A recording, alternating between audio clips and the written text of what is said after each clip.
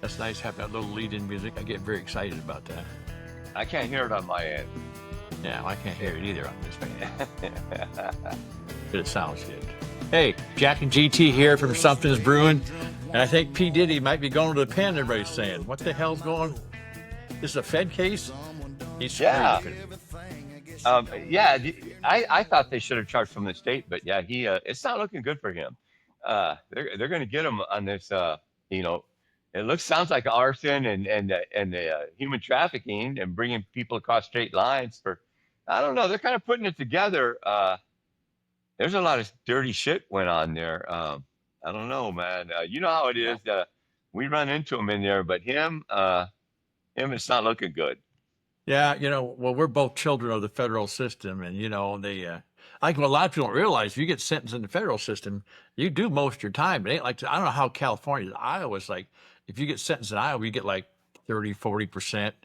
In the Fed system, you get up to about 90%, unless you know Trump, and then you do 9% maybe. You get a little money. If your mom throws $1 million at him, you get out tomorrow. But that's the problem. The Fed charge, you get in real trouble. Today's episode's kind of about, it's not kind of, is about what happens with famous people in prison. We did some time with some people, had some names. Maybe not like P. Diddy, but I don't know. That's some pretty damn famous people. I did a little time with George Jung. He's the subject in the movie Blow. Johnny Depp played him. Didn't you do time with someone that Johnny Depp played the character in the movie too? No, that was Sean Penn. Oh, Sean Penn. Sean Penn, yeah. My first bid, I went into the FCI Phoenix, and there was this guy Andrew Lee there. And a lot of you younger people, you won't remember, but back in the day, there was a famous case where these two rich kids from Palos Verdes, Andrew Lee and Christopher Boyce. Christopher Boyce's dad was in the military and got him a job over doing satellite intelligence. They used to run it out of Southern Cal over at TRW. And he was working over there, and he started seeing how we were spying on all of our allies, Australia especially. There was a big, he was reading all this intel, and we were up, we were doing them dirty. They're our allies, and so he got disenfranchised by the whole thing, and so he goes, look, I want to get this information out, and Andrew goes, well, let's try to make some money off it. He took a little bit of it with him, and he went down to Mexico City to the Soviet consulate and told him he wanted to talk to someone. He had some information, and they actually came and got him. And he said they were really kind of abrupt to him, and they didn't do that sort of thing. And he said, they were, they acted all tough in that. And then he goes, look, I brought you a little of what I have.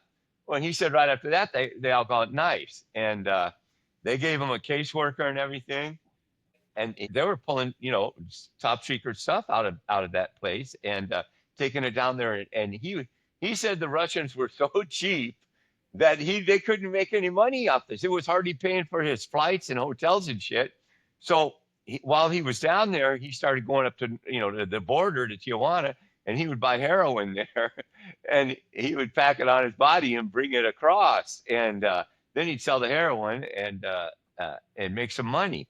And he said that's really the only way that they were making any money. But it came, they found it out, and his dad, couldn't keep Christopher Boyce out. Now, I was with Andrew Lee, and actually Andrew, man, I played tennis with him every day. He was a little short guy, and he was cool as hell, smart, really smart, and he gave me some stock tips. I made 15 grand. I doubled my money.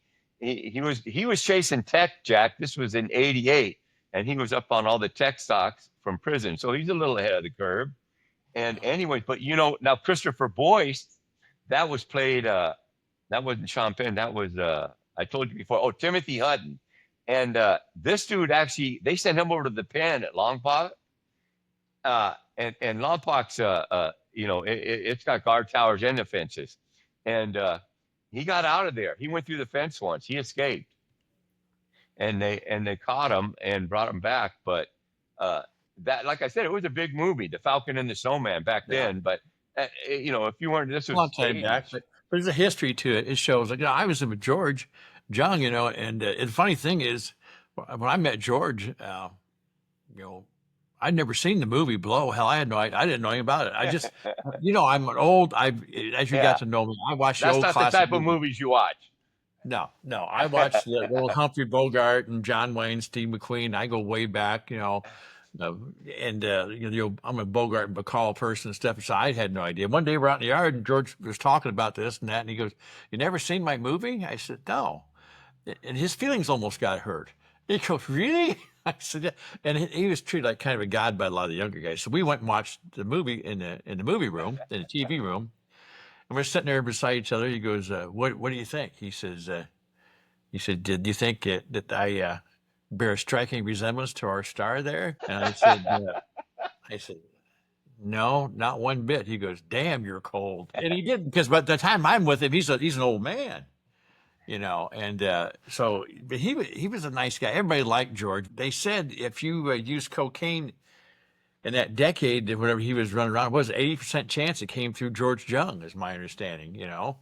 And that's a lot of cocaine. But he dealt with all those guys. I remember I asked him about the movie afterwards. I said, "So, how much of that shit's absolutely true?" And I say, he said it's actually pretty close. He said obviously they flamed some of it up a little bit, but he goes, the money thing and stuff. Remember the big pallets of money, Oh yeah. And No, he said, "Oh yeah, I've that seen was, big sacks of cash. so Yeah. we were weighing money Yeah. and stuff." So yeah, but he was very popular. All these guys would come in there, and so I ran the photo thing in the yard. And I'll explain to people real quick. You can get your pictures taken in prison. You go to commissary, you buy a ticket. It cost $1 back then, and then we had this little old camera, and you could stand with your buddies, and as long as they weren't restricted for some reason, you get your picture taken. You can send it to your family, or you get a picture taken by yourself, whatever.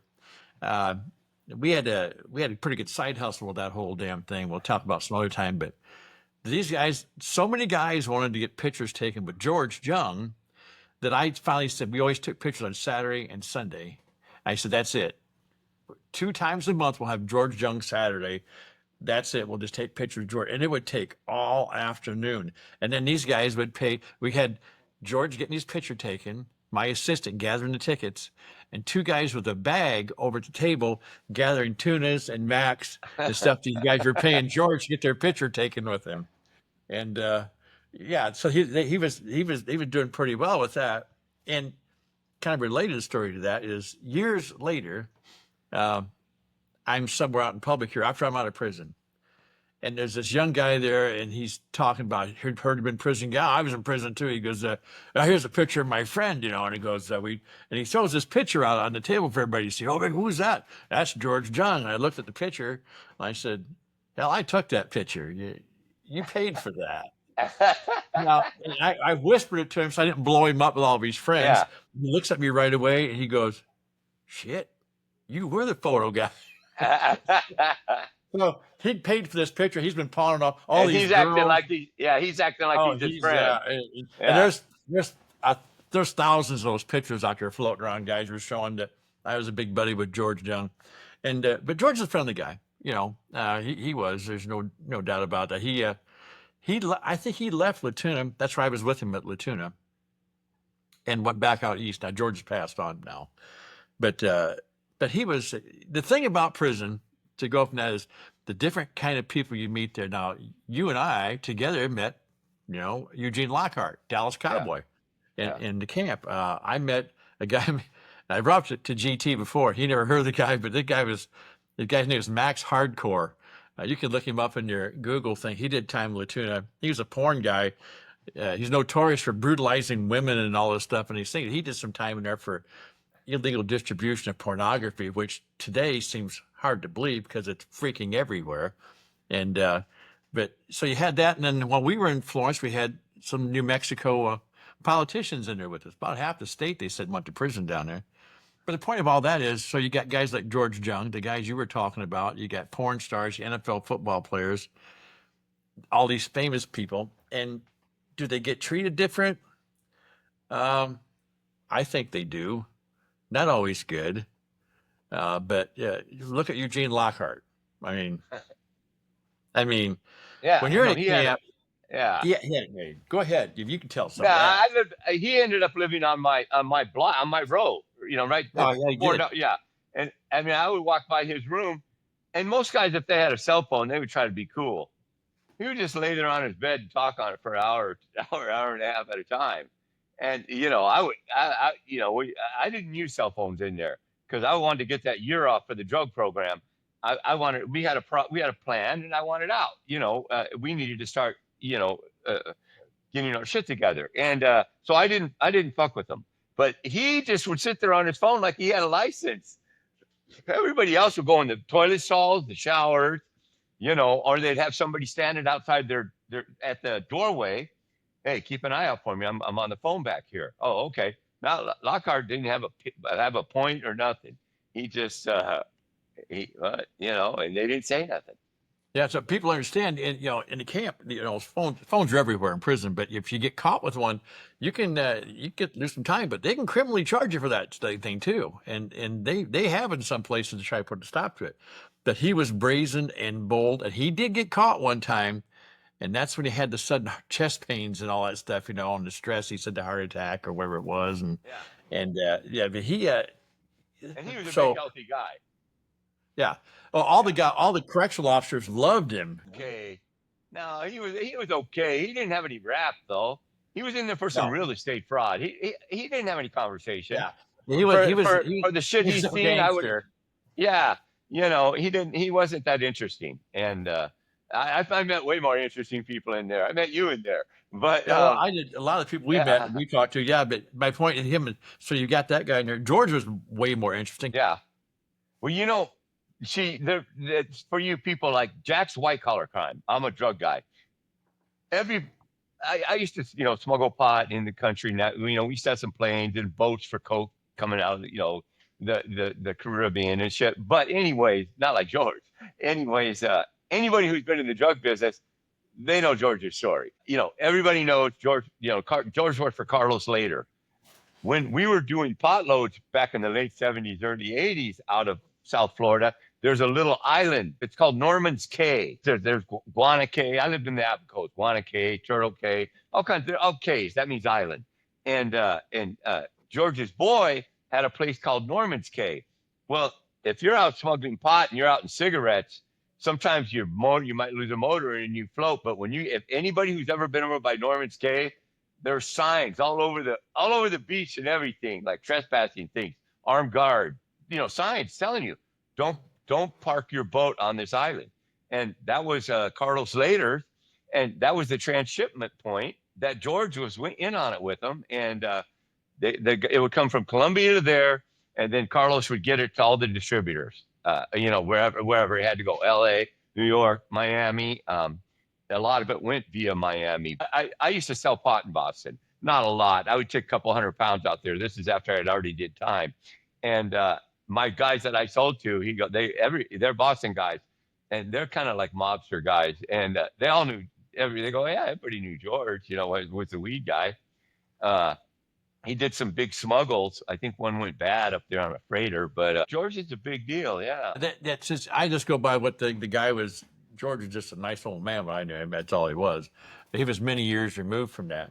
But the thing is, it's something I was asked. It was not really off the beat a little bit, but it kind of is. And I've got to get the guys. You remember the guy's name? He didn't do time with us, but this is someone famous in prison. Hung himself in prison. He was a sex dude and all that stuff. He was all Jeffrey Epstein.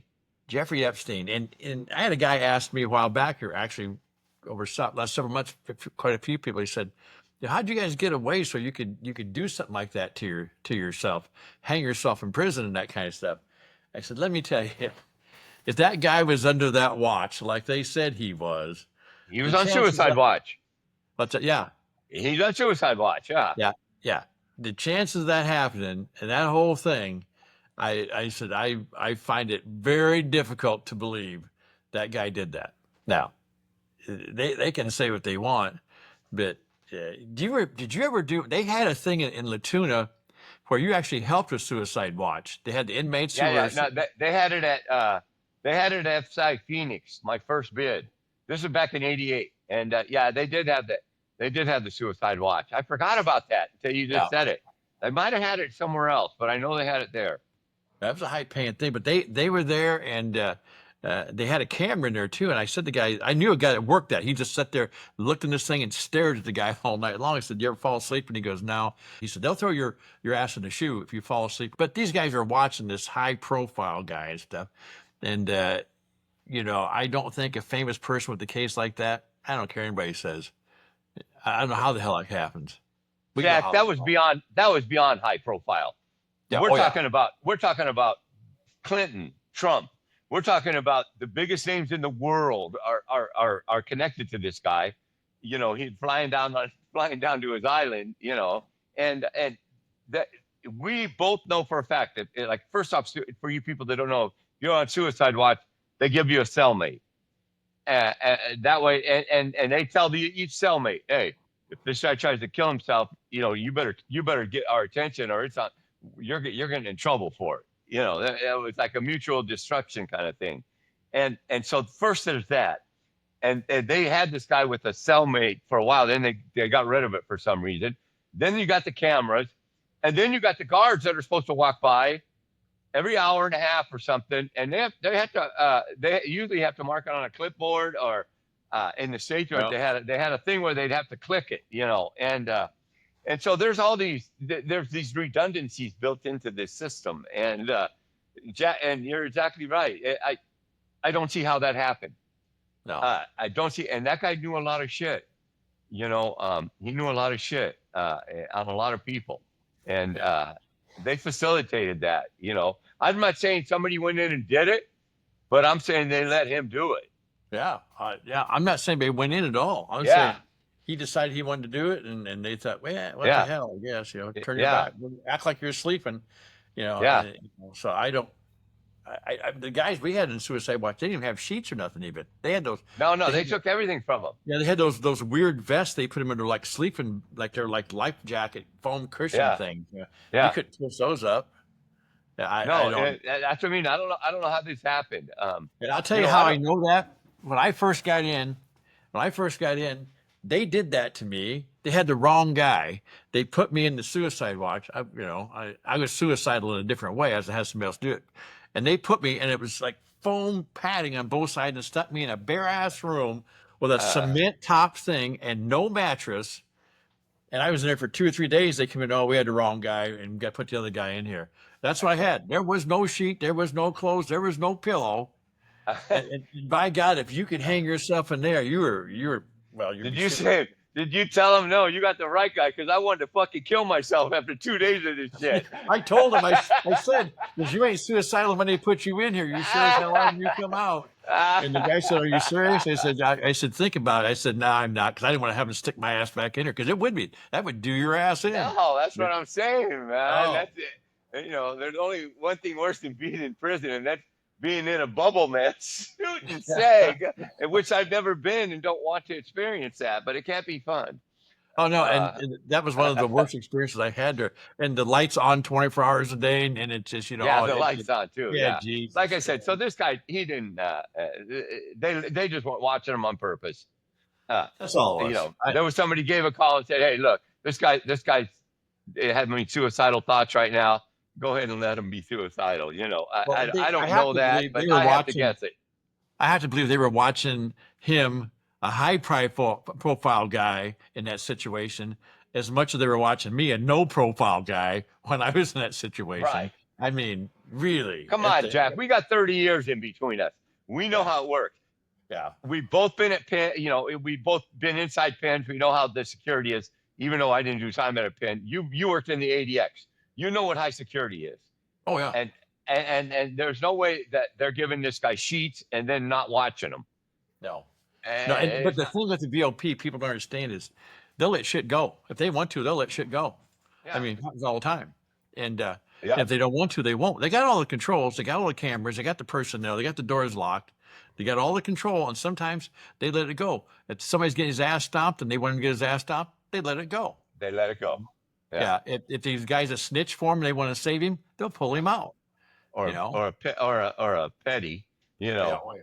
Yeah, if Yeah. it's a pedophile and But then again, I don't know, man. Nowadays, man, they had that program where I was at Safford, and when they pulled us in, the SIS lieutenant says, "Look, you threaten one, you just talk in a threatening manner, 5 years, and we will prosecute you for it. Mhm. We don't know if we'll win, but you'll sure be prosecuted for it." And so pretty much everybody left the chomos alone, for the East Coast people, diddlers, and that's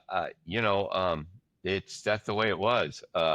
You Yeah, didn't get to, but if they got into the higher security places, uh, there was one at Victorville and nobody knew it, and we didn't find out till we got to Safford, and he was in the bands and everything, man. I couldn't believe it. And then they started doing somebody got his paperwork somehow, and he was in there for meth, but also vicious, like toddler abuse, stuff like that. His partner was worse, and so automatically, the worst everybody did. He used to eat with all the fellas, all the white. The kitchen segregated for the most part. You got the black sitting section, the South Siders, the Pisers, and the whites. And we had, like at Safford, we had that, but we had the Chomo section.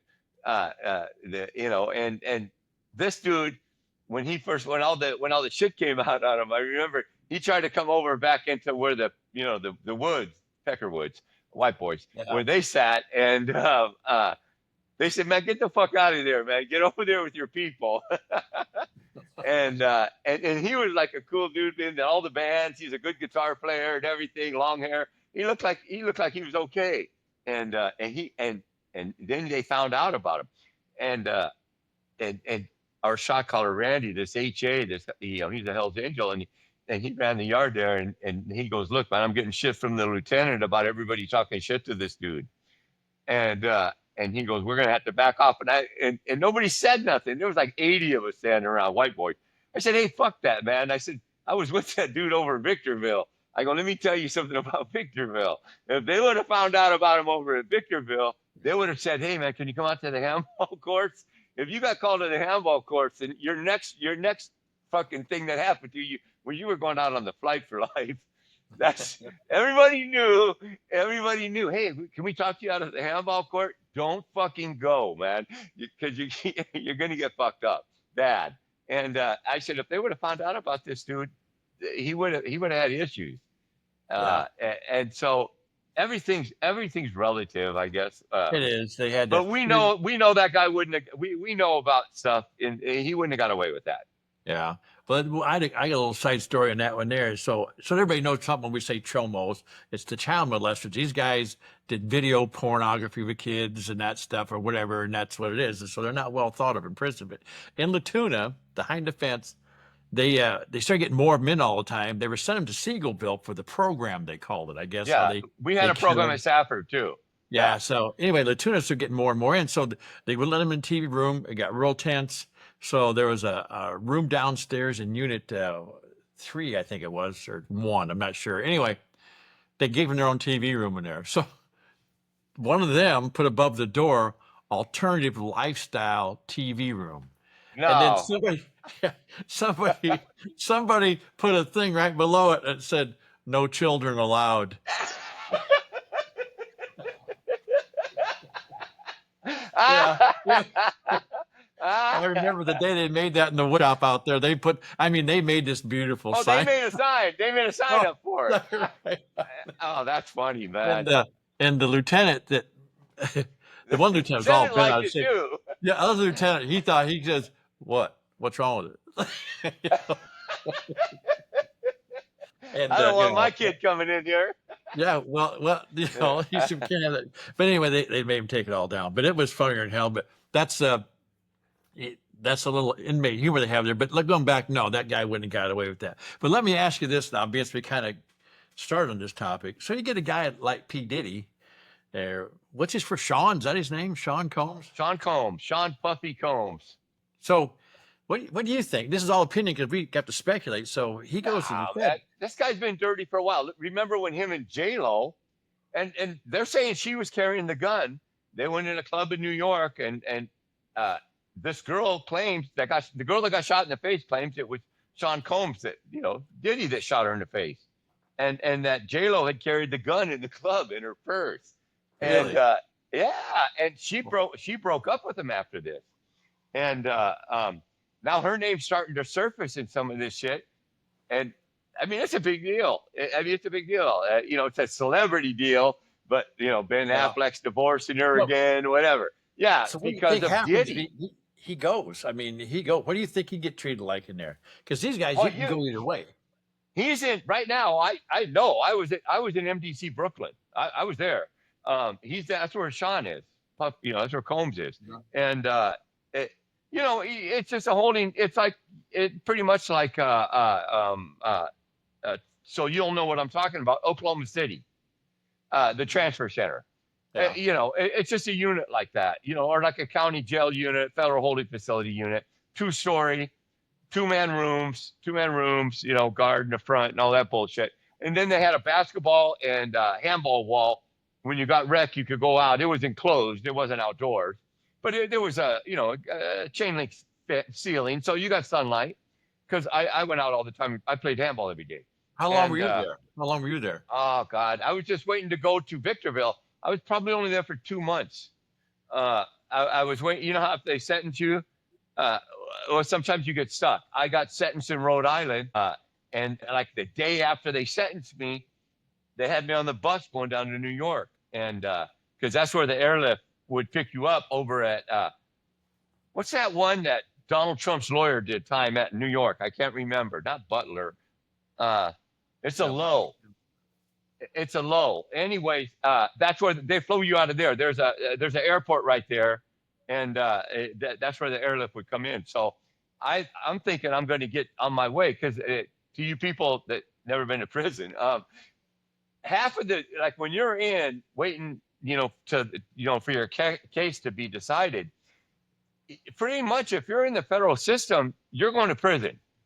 What's their conviction rate, Jack? 98 or 97? It's almost close to Yeah. perfect. Yeah. So if you're in there, you're going to prison. Like me, I'm a career offender. I'm an old drug guy. I know I'm going.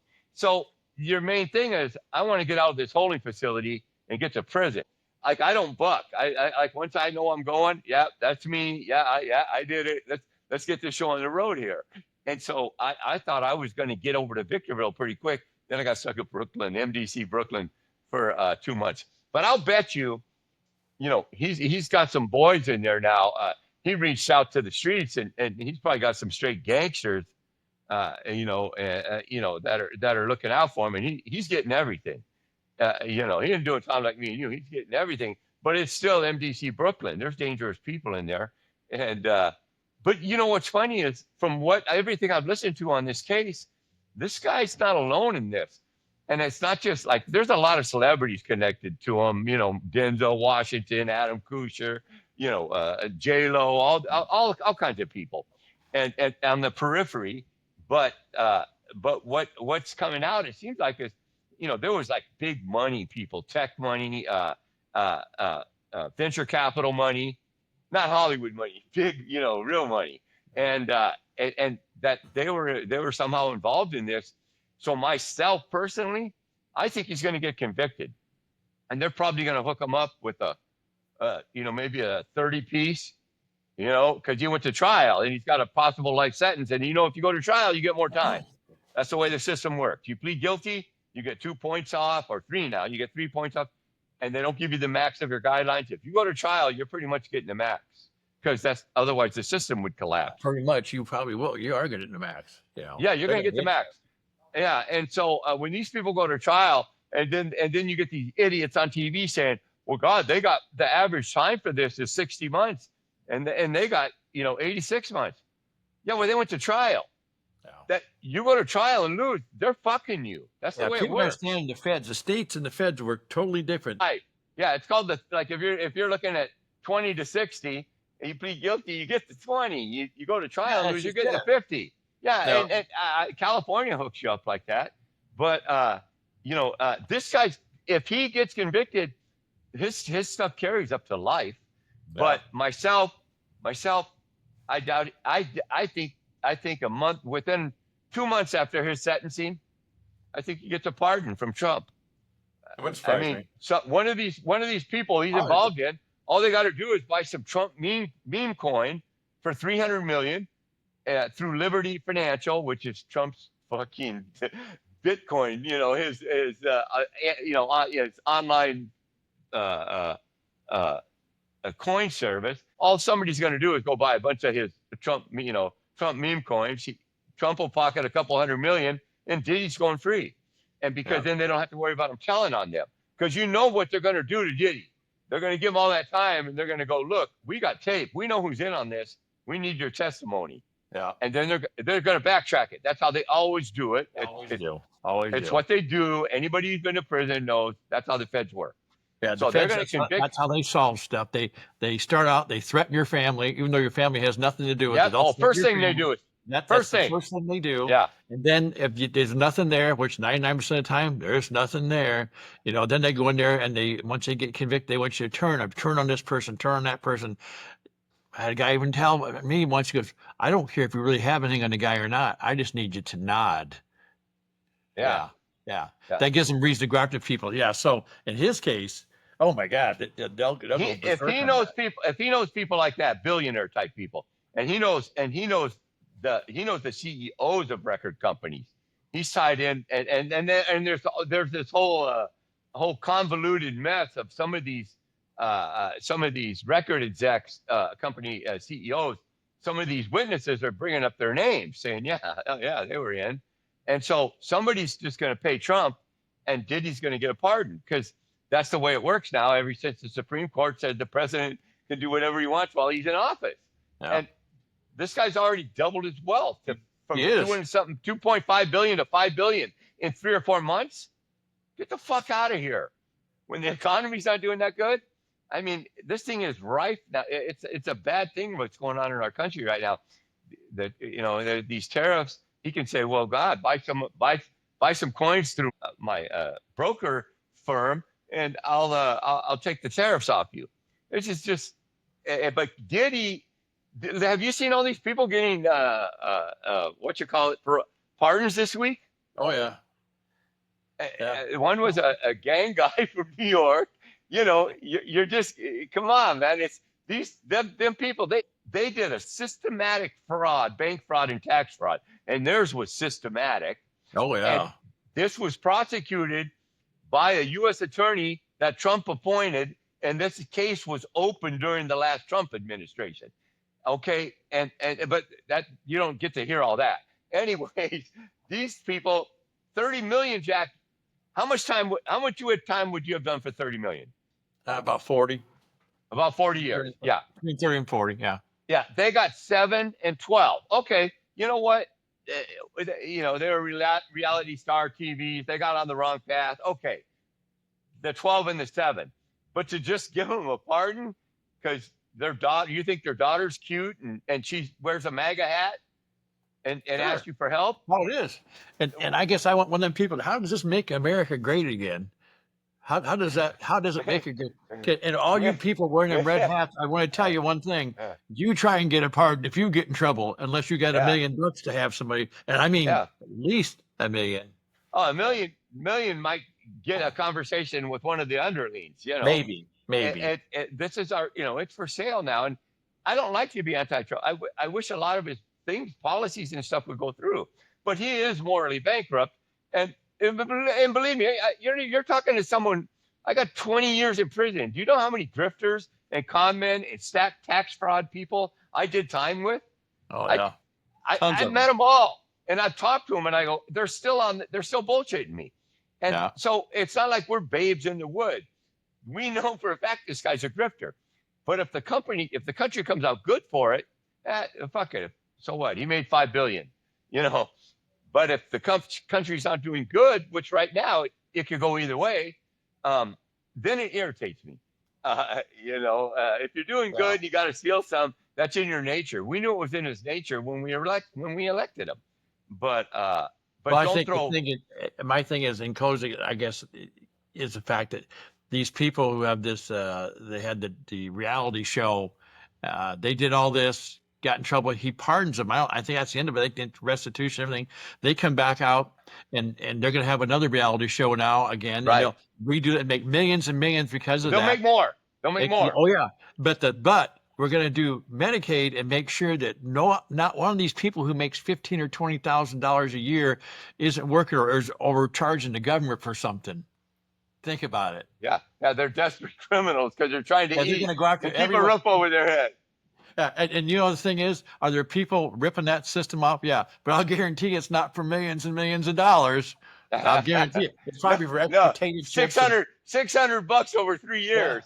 But by God, we're going to get them. We're going to get them. Hey, okay, Anyway. are we people? This is a funny subject for me because I'm a Luddite. I still have no computer skills, minimal. And Jack was when he got out, but now Jack has relationships with both of the AI services where they know him and they tell him to go get a Diet Pepsi and shit. And he's helping it for us to build our brand and get our YouTube more focused, which is tough because he has to deal with me. But anyways, and so he knows how to do all this shit, but he can't get the fucking background screen up. What the fuck, Jack? I was hoping somebody go behind me in a boat or something at some point. They know I was going to bring it up that I never see a boat or a fisherman in your fucking Well, river. at least we admit it's a background because a lot of people they'll sit there and act like they're out in the Taj Mahal or something. Shit, this is some old backwater someplace and I can't get away from it. Hell, the damn clouds ain't moved in 3 weeks, Anyway, I just thought you were trying to weasel. I thought you were trying to weasel out of it because I was going to get you today. No, you can't. You screw something up, just throw it out there and stuff. But I can't get past that one. But anyway, appreciate everybody stop by, taking a peek, see how we're doing. Like you said, subscribe. If you got anything you want to say about the episode, go ahead and put it down below. We got some new things Only for if it's good. Only if it's good. Put it good, bad, kidding. indifferent. We don't care. Yeah. Put it on there. We'll be back next week, and like I said, I don't know what the hell we'll be talking about. I don't know. We'll figure out something. That far. We barely decided on this one till an hour and a half ago. We do this. We don't really figure this out till we get on the air sometimes. So anyway, I hope you enjoyed it. Give us some comments. Take care of yourself. We'll see you next week.